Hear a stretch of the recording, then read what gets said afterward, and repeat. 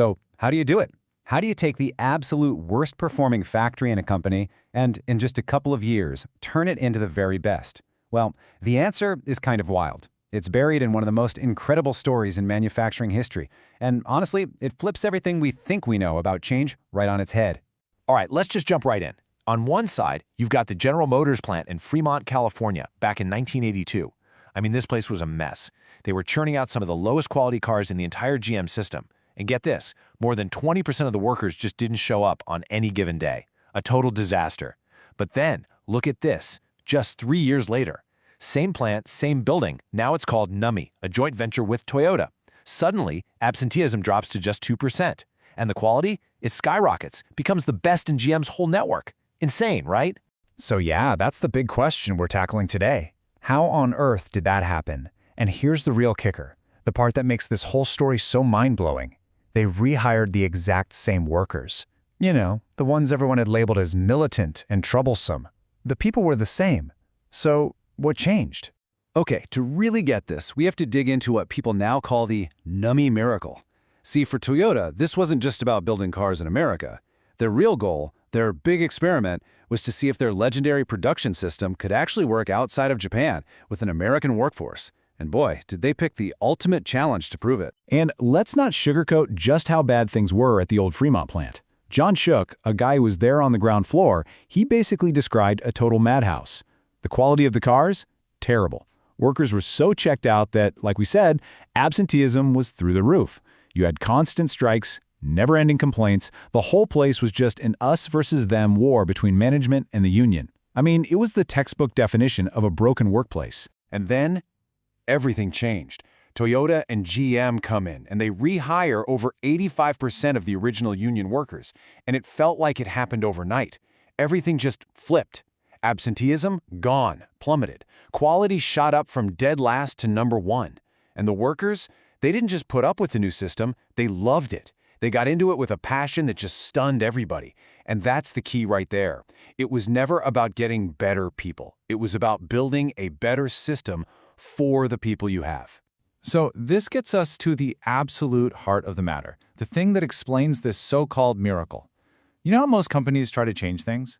They focus on culture and mindsets. They have big all-hands meetings. They print out fancy mission statements. They try to get people to think differently so they'll act differently. Well, NUMMI flipped that script completely on its head. And this idea is captured perfectly by a quote from John Shook. This is really the secret sauce to the whole thing. Instead of trying to change attitudes first, Toyota just changed what people did. They changed the actual work, the daily routines. And the new way of thinking, that new culture everyone wants, it just followed. It grew out of the new actions. The best-known example of this in action is something called the and-on system. Now, at the old GM plant, if you stopped the assembly line, that was like the ultimate crime. You just didn't do it. But at NUMMI, every single worker had a rope or a button right there at their station. And get this, they didn't just have the right to stop the line if they saw a problem, they had an obligation to do it. And this is such a powerful example of the New Deal, the new promise between management and workers. Management was basically saying, look, we're going to give you a system where you can actually succeed every single time. Your job isn't just to bolt on a part. Your job is to find problems. And if you find one, we promise your team leader will be at your side to help you solve it right then and there, within your 60-second job cycle. This was so much more than just a rope to pull. It was a powerful signal of trust and a deep commitment to getting things right. You know, giving workers that kind of power, it created these huge ripple effects. It totally changed how the entire organization thought about problems. Suddenly, problems weren't something you hide or something you blame someone for. They became opportunities, chances to learn and make the whole system better. John Shook tells this incredible story. He was visiting a different auto plant, a traditional one, and he watches a worker put the wrong part on a car. The worker realizes his mistake right away, but the car is already moving down the line. There's no rope to pull, no team leader to call over. The only thing he could do was run 30 feet to a giant red button that would shut down the entire plant and, bring every manager in the building down on his head. So what do you think he did? Exactly. Nothing. He just let the mistake go. The problem got passed on down the line. And that little story just perfectly captures the difference in mindset. The UMMI workers, they talked about how in the old days, when something went wrong, the first question was always, who did this? They actually called it the 5 whos. as in who can we blame? But at NUMMI, the process was called the 5 whys. You ask why over and over again, not to find a person to blame, but to find the real root cause of the problem in the system itself. This whole new way of thinking led to one of the most famous and kind of weird-sounding phrases from that whole era. See, the American managers would go to their Toyota mentors and proudly say, "Hey, everything's running great, no problems today." And the Toyota guys would reply, "No problem is problem." What they meant was, if you're not seeing any problems, it's not because you're perfect. It's because your system is so broken that it's actually hiding its flaws from you. That's the real problem. Okay, so this isn't just a story about cars, right? This way of thinking, you see it in high-performing organizations all over the place, in every industry. It's this core principle of constantly finding and fixing small problems, this relentless step-by-step improvement. They're not just sitting around waiting for some giant, game-changing breakthrough. Take Mitsubishi's heat pumps back in the 80s. While their American competition was basically just standing still, Mitsubishi was just constantly improving. One year they add integrated circuits. A few years later, inverters, then optic sensors, then learning circuitry. None of these was some earth-shattering invention on its own. But add them all up, one after another, these small, steady steps created this massive gap, a huge competitive advantage. Or here's another great example. A company that makes jet engine parts. Their process for just getting an order into the system was a complete nightmare. An order had to bounce between 6 different departments. Each one had its own waiting list, its own separate codes for parts. It was a recipe for disaster. Information would get lost, orders would just sit there stuck in limbo. And the result?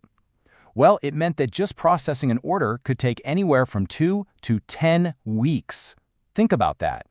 With that much variation, how could you possibly schedule your factory? How could you ever give a customer a reliable delivery date? You can't. It was total chaos, and it was all because the system was broken. So what did they do? Did they yell at people to work faster? Nope. They redesigned the system. They put together a small team with people from all those different departments and had them work on orders together. And just like that, the processing time shrank to a totally predictable 1 to 2 weeks. See? They fixed the work, not the workers. So you start to see a pattern here, right? There's got to be some kind of underlying code, some kind of operating system that lets these places perform so well. Well, a couple of researchers, Stephen Spear and Kent Bowen, they dug into this and boiled it all down to 4 surprisingly simple but incredibly powerful rules. And here they are. It really all comes down to this. At their core, these rules are all about creating absolute clarity. Rule 1 is about being super specific about how all work gets done, no guesswork. Rules 2 and 3 are about making sure connections and pathways are simple and direct. And Rule 4, and this one's huge, is about pushing problem-solving down to the people actually doing the work, basically turning everyone into a scientist. The real genius here is that these aren't just suggestions on a poster. They're like the design specs for a self-diagnosing system. When you are crystal clear about how work is supposed to be done and how people are supposed to connect, the second anything goes wrong, it's like a big red light goes off.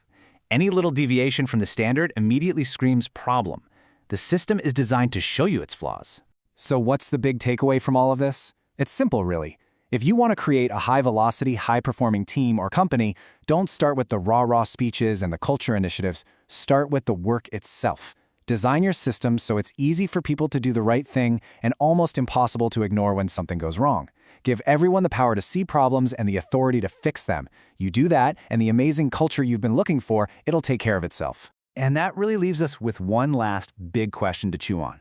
Think about your own job, your own team. Does the way you work tend to hide problems? Does it make it easy to just pass a mistake down the line for someone else to worry about? Or is it designed more like NUMMI, a system that makes every single flaw impossible to ignore and turns it into a chance for everyone to learn and improve? Seriously, the answer to that question, well, it just might change everything.